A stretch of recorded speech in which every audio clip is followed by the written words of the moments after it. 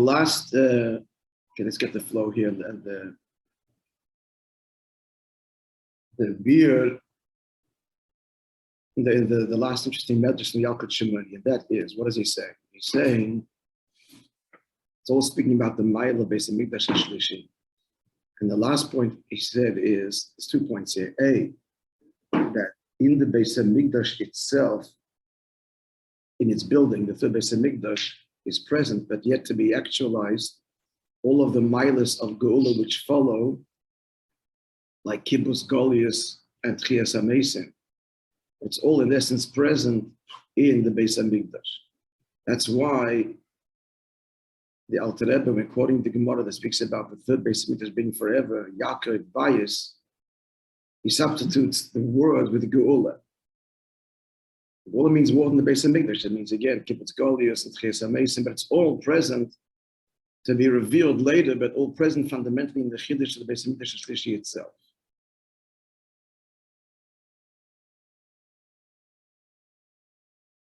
Now, with this explained, and another important point is that therefore, even if the second Beis Hamikdash should be forever, it would not be never destroyed. It would still fall short the fundamental chiddush of the third Beis Hamikdash, and that's why it was destroyed ultimately. Not simply as a punishment, and then it's rebuilt again when we deserve it, but destroyed on the nos and the condition to build greater, and that's the medrash, the first medrash he brought, that the lion came and destroyed the lion in the month of the lion, on the condition that the lion comes in the month of the lion and rebuilds the lion, Dariya. It's all Almanos explained. That's how that's the only justification for the Eibishter doing it, because he has to respect his own law. You can't destroy the Beis Hamikdash, but to rebuild it greater, that's part of construction. Then he brought a second medrash in light of the above, namely what? That what follows after the Churban is greater than what preceded it. This explained in otherwise inexplicable medrash. The medrash on the words Shimud Dvar Hashem Beis Yaakov. So the Novi, Yirmiyahu, is exhorting the Yidden to listen. And the Medrash explains what was his rebuke.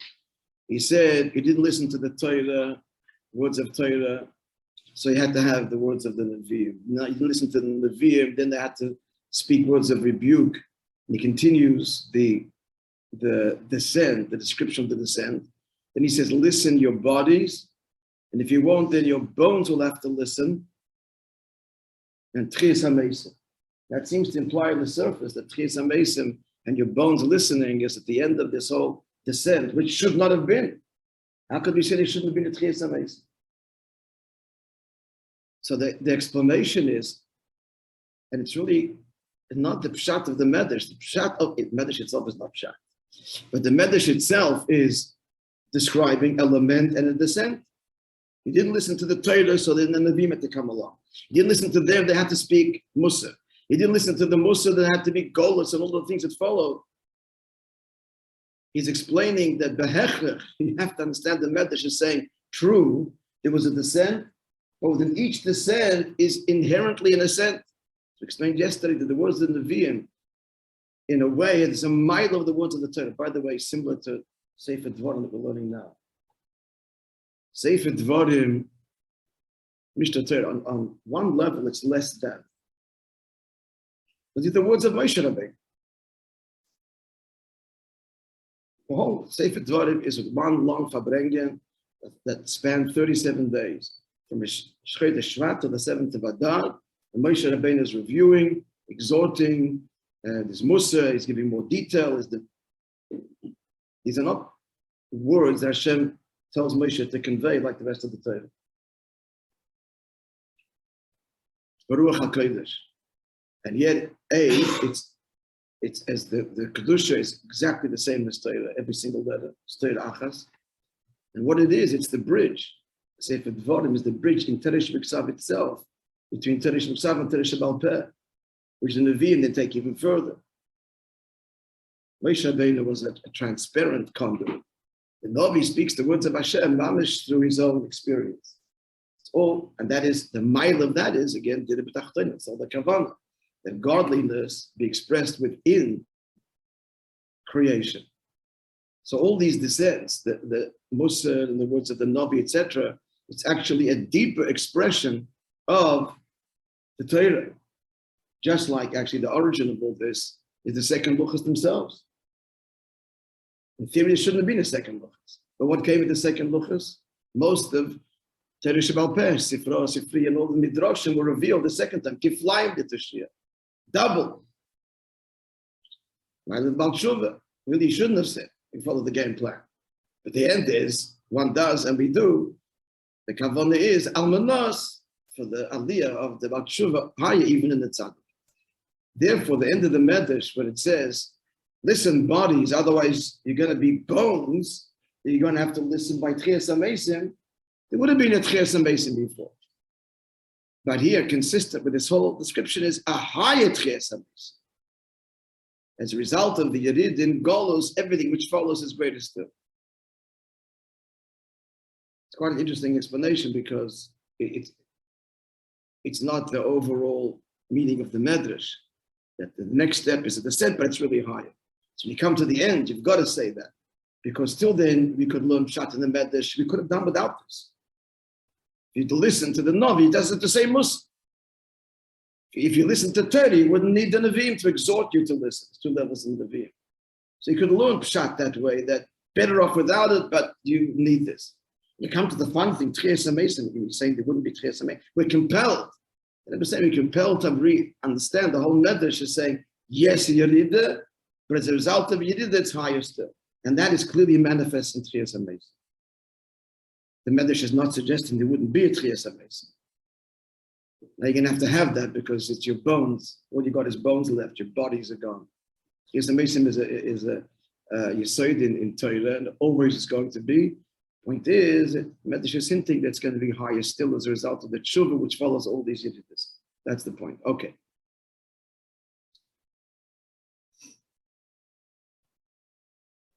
So what's the mile of the Beis Mikdash Hashlishi? We see that it's Malos, it's higher, but what is its mile? It contains all the Yanim of Gula which follow. That starts now on this down. We'll go together because we get to.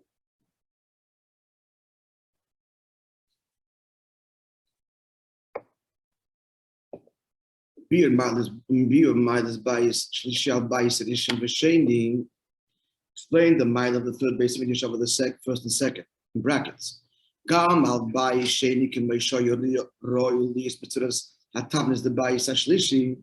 explained earlier that Yecheskel had already given the final base of Mikdash, and they had this when they were building the second, but they were not zeicher to understand it.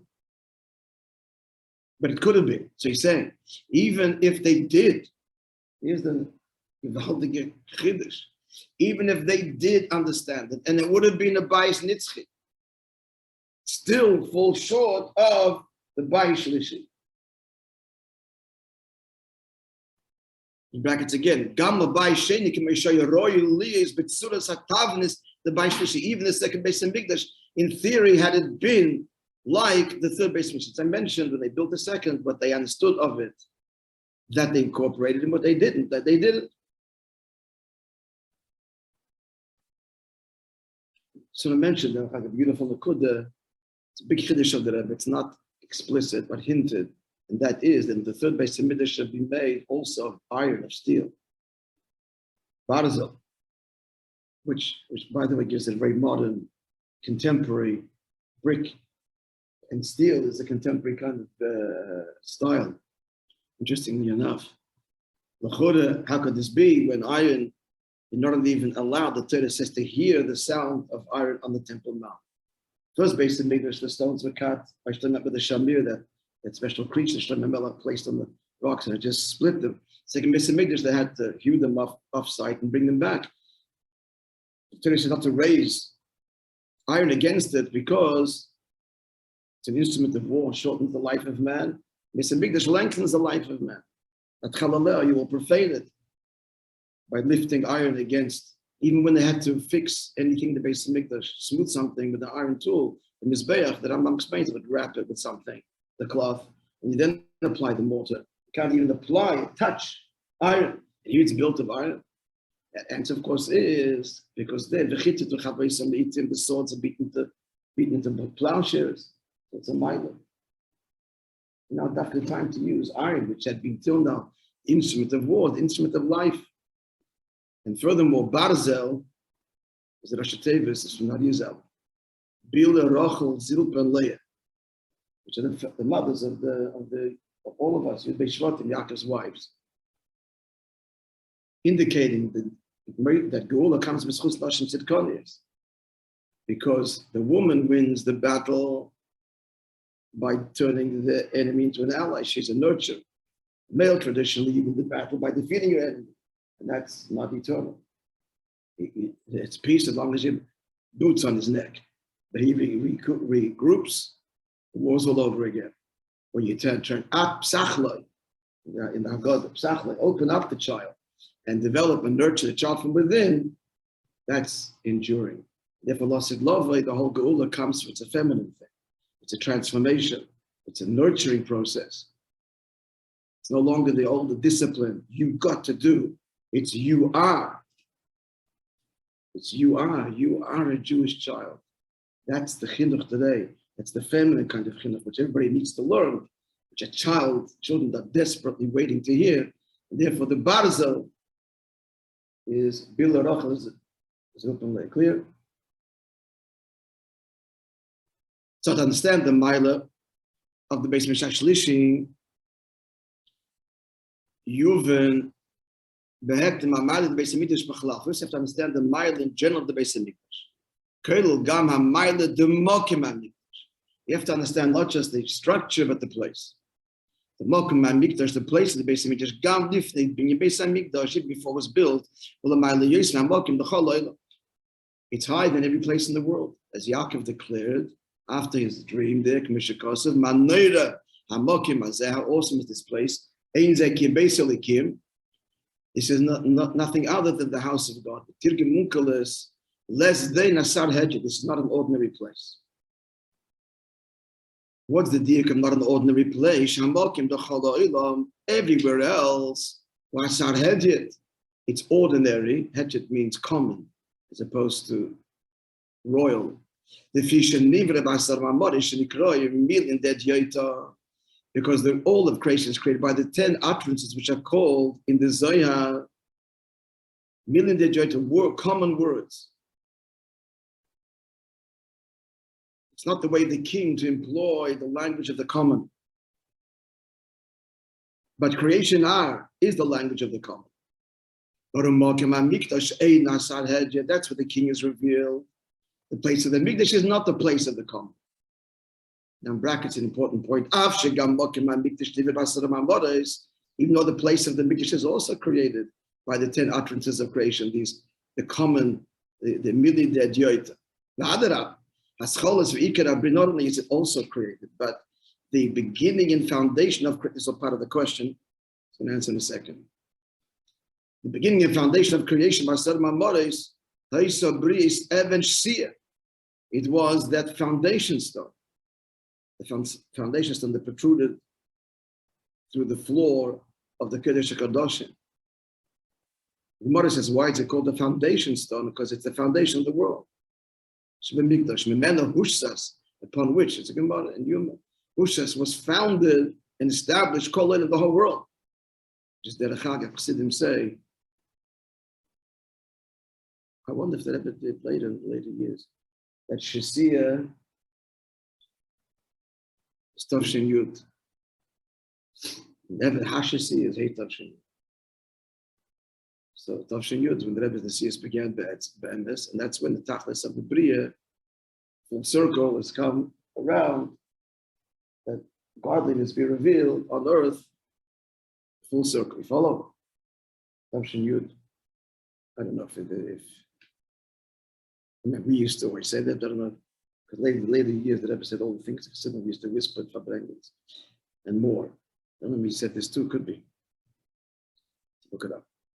At any rate, so the question is, the place of the base of Mikdash is also created by Dasaram Amoris. The answer is it's a difference. Dasaram Amoris Nemar Vayimir Elikim. The Mikdash, Mikdash, Gilushem Havaya. But she's going to explain.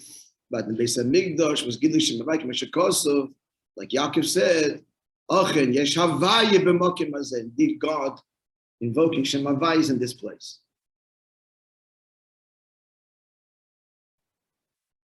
Okay, let's go further. You have to understand.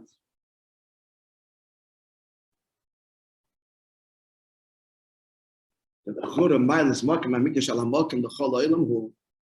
the mile of the place of the Mikdash of everywhere else? That is Bagili Shoyv Beis HaMikdash.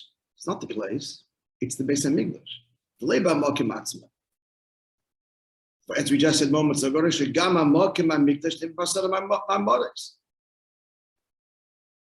place of the Mikdash is also created like everything else with Asar Mamoris, million Diyota. The common words. And yet, what he's saying, Yaakov, is that this is not an ordinary place. It is the place itself, but it's not the place. It's the Beis HaMikdash where Gila Shem Havaya. But if the Beis HaMikdash is not built there, so why is this place different? Question's clear? It's different because of the Beis HaMikdash, but there is no Beis HaMikdash. It's just like everybody else in creation. And before he said, Gilu Shem Havaya. The Gilu Shem Havaya is l'chayre because there's a Beis HaMikdash and a Kodesh HaKadoshim. It's yet to be. So what does it mean that the mokim of this place, even before the bias is built there, is what? Is not an ordinary place. It's not an Asar Hedjit. Answer, and the Nakuda is going to be, and as he goes on the next paragraph to explain that, let's see the Nakuda, Mashakosa Betanya, Mashakosa Betanya, he says in Tanya, Shisavus, Oilam, B'Shem Havaya, true creation itself, Yesh Ma'ayin, something from nothing is B'Shem Havaya. Hashem's infinite power, Seviv Kalam. Havaya, the word Havaya, Meloshem Hava, brings into being. Ella, if Hashem would create the world only Mishem Havaya, the world would be completely nullified, not have a sense of independence. Hashem would not filter his creative infinite force or be direct. The world would be completely nullified and overwhelmed by the infinite power of Hashem that brings it into being. And therefore he needs to conceal his creative power. The actual creative force, the way it's implemented, right? The foundational teaching of Siddhis. That's creation in general. And Shem Elikim, as we've explained, conceals from creation that creation does not feel its creative force, the creative force, and therefore has a sense of independence. And Shem Elikim is responsible for the fact that A, we don't feel Hashem constantly creating. B, Shem Elikim produces the different levels of creation, different ranks and levels, higher levels, closer, further, all by Shem Elikim. I just want to point out something, the fundamental Nakuda here. Right? It's not in the Maimon. You get the fundamental Nakuda that the Alter Rebbe is conveying in Shayichud Ve'emunah. And that is, Havayu Elikim means, he explained that Hashem Elikim is inexplicable as Hashem Havaya is. Hashem Havaya is inexplicable. Creation, something from nothing, is fundamentally inexplicable and unimaginable. It's unimaginable. You can't, why? Because you can't even start with the starting point of nothing. You can't imagine nothing. If you imagine something, it's something. The word nothing is saying no thing. You can't say what it is because it isn't. So the whole thing of pre-creation is essentially and fundamentally beyond our ken. We cannot entertain non-existence. And from non-existence becomes spontaneous existence. It is beyond comprehension. That's obvious. Havayu Elikim Elikim, the David conceals, and we shouldn't feel that creation is equally inexplicable. How can God hide himself from us? Behind what? I can do this, and you don't see me. Because this is not me, and it's not you. Get in between. But there's nothing outside of the Eibush that they can hide behind. The tzimtzum is not something else. Havai Elikim. And yet, in the same way, that's the point of Tanya, Shala Yichidus. The same way that creation is only Becheko Atzmos, only God can do, and Havai is beyond. Also, the fact that he's totally involved in creation, intimately creating it, and it's hidden from us through Shem Elikim, is also beyond understanding. There's nothing to hide behind. All is him. Without going to greater depth, but that's often lost. That's the whole point of Shala Yichidus. It's one of the main points. So he's saying now the difference is now between the Mokum and Mikdash is back to the Maimon. Vishavas the Mokum and Mikdash hoise be'oifen sheshem elikim eina master Hashem. Not that there's no Hashem elikim. It has to be created a place. What gives it its dimension, its place? Hashem elikim. It's not master. It doesn't conceal. Now that's sort of what does this mean? Unless than Asad Hedjit, and that's what Yaakov meant, is explained by the Targum. This is not an ordinary place.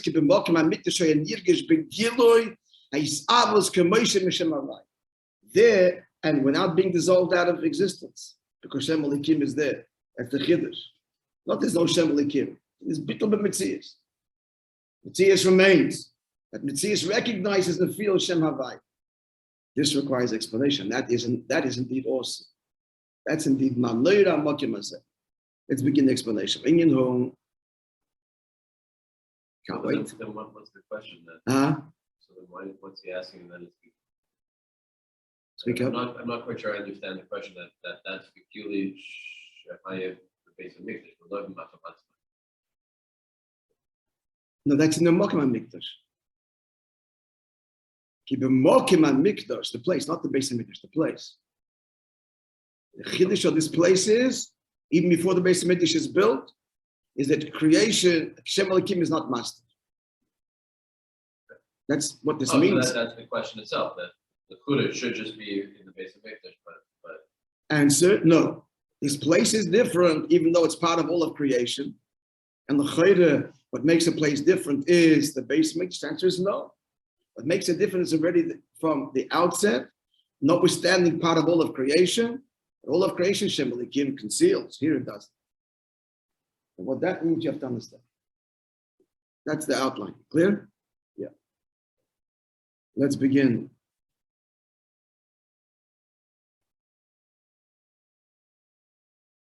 These are the first few lines. When you know the Yisavas Shem Elikim, Obederech is lapshus. When Yisavas comes Shem Elikim, but he's not now distinguishing between the two Eifanim. In general, what's Shem Elikim? Shem Elikim means Islapshus. Islapshus means intimately invested in the creation. As mentioned a moment ago, Shem Elikim is responsible for the different levels and properties and teva of each creation. That's why Shem Elikim is in the plural, the construct, grammatically. On the surface, it's astounding. The name of God should have a plurality in it, and moreover, its only name, it's Elikenu, Elikim, Elikov, this personal association with creation. Yes, that's the point. Because Shem Elikim is where the Eibush is invested intimately in creation. Reish is Bar Elikim. And it's an intimate creation, also means that it's affected by creation. It's a level that is affected by creation. Solid, affected, vulnerable. Why did we bring that Reish Bar Elikim support subjects? I think, I was thinking the same thing. I think she said, because we're pale, that's how it happened. Reish Bar Elikim. Derech is lapshus.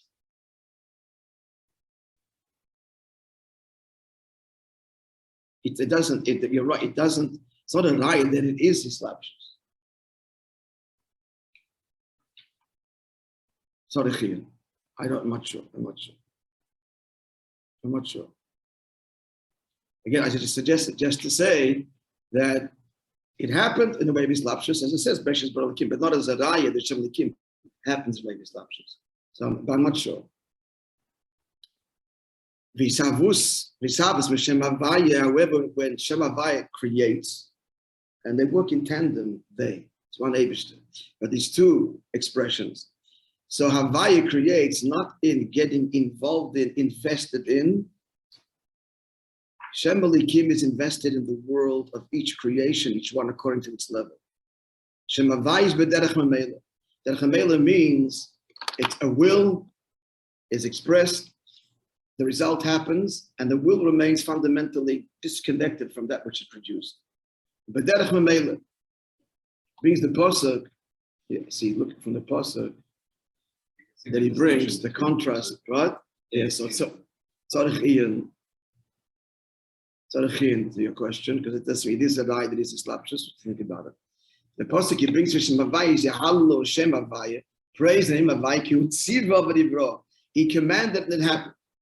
Now that implies not an investure, but just like issuing a command and the thing comes into being without the creative force invested in the creation.